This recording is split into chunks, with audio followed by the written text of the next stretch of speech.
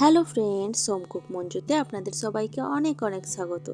তো আজ আমার রেসিপিতে থাকছে ফুলকপি আলু ভাজা, যেটা আমরা এই শীতকালে প্রায় সময়ই কিন্তু বাড়িতে বানিয়ে থাকি এবং ভীষণই টেস্টি হয় এই ফুলকপি আলু ভাজা, যেটা ভাত, লুচি, লুটি, পরোটা সব কিছুর সাথে কিন্তু খুব ভালোভাবে খাওয়া যায়। তো আজ আমি কিভাবে বানাচ্ছি এই ফুলকপি আলু ভাজাটা, এটাই আপনাদের সাথে এখন শেয়ার করছি। আমরা এটাকে ভাজা বা ভাজিও বলে থাকি, যাই হোক যে যেমন বলে। তো আমি কিভাবে এটা বানাই সেটা এখন শেয়ার করি, চলুন। তো প্রথমে দেখুন, সরষের তেল গরম করতে দিয়েছিলাম, তার উপর দিয়েছি একটা শুকনো লঙ্কা, একটু ছেড়ে দিয়েছি, আর তার উপর দিয়েছি কিছুটা গোটা জিরে। তো দেখুন, শুকনো লঙ্কার গোটা জিরেটা খুব ভালোভাবে একটা মানে কালার চেঞ্জ হয়ে খুব সুন্দর গন্ধ ছাড়ার পর আমি দিয়েছি একটা কুচানো পেঁয়াজ। তো একটা কুচানো পেঁয়াজ দেওয়ার পর একটু নাড়াচাড়া করার পরই কিন্তু আমি আলুটা দিয়ে নিচ্ছি। যে ফুলকপি আলু ভাজার যে আলুটা আমি একটু লম্বা করে কেটেছি, সেই আলুটা দিয়ে নিচ্ছি। এখন এই পেঁয়াজের সাথে আমি আলুটাকে খুব ভালো করে ভেজে নেব। একটু নাড়াচাড়া করে আমি আলুটার মধ্যে নুন দেব। তো দেখুন, আলুটার মধ্যে আমি কিছুটা নুন দিলাম, নুন দিয়ে এখন আর তার সাথে দিয়েছি কিছুটা হলুদ। তো নুন হলুদ দিয়ে আবারও একটু নাড়াচাড়া করে নিচ্ছি।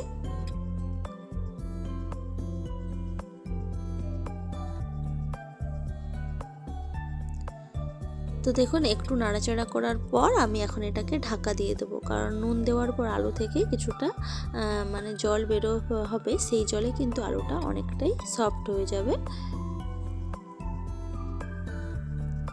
তো দেখুন, 1 থেকে 2 মিনিটের মতো আমি এরকমভাবে ঢাকা দিয়ে রেখেছিলাম। 1 থেকে 2 মিনিট পর আবার ঢাকা খুলে আবার নাড়াচাড়া করে নিলাম এবং তারপর দিলাম ছোট ছোট করে কেটে রাখা ফুলকপিগুলো। তো ফুলকপি আর আলু এখন একসাথে আমি একটু নাড়াচাড়া করে নিচ্ছি।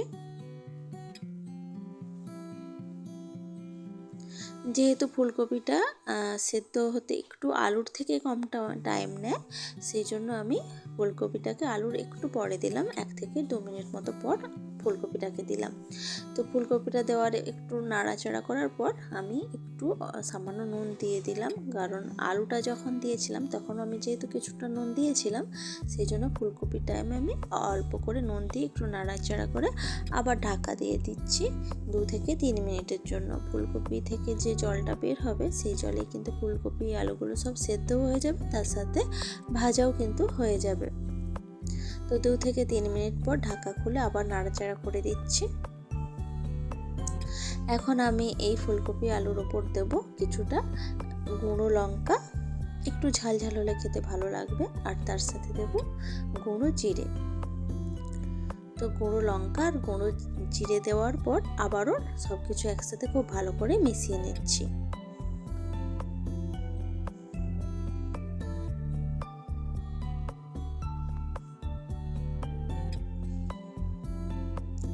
তো সব কিছু একসাথে খুব ভালোভাবে মিশিয়ে আবারও আমি ঢাকা দিয়ে দিচ্ছি 2 মিনিটের জন্য।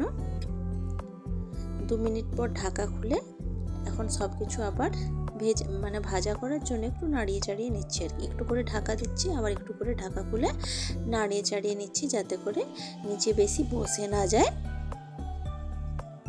এতে করে যেমন আলু আর ফুলকপিটা খুব ভালোভাবে নরমও হয়ে যাবে, মানে সেদ্ধ সেদ্ধ হয়ে যাবে, আর তার সাথে ভাজাও কিন্তু হয়ে যাবে।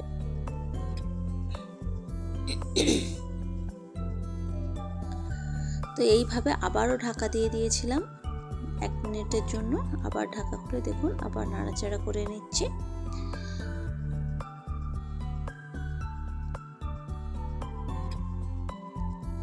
তো এইভাবে আলু ফুলকপিটাকে খুব ভালো করে আমি ভাজা করে নেব। গ্যাসের আঁচটা এতক্ষণ আমি মিডিয়ামে রেখেছিলাম, শেষের দিকটাতে গ্যাসের আঁচটা একটু বাড়িয়ে ফুলকপি আলুটাকে ভেজে নিলাম। তো দেখুন, আমার আলু ফুলকপি ভাজা কিন্তু একদমই রেডি।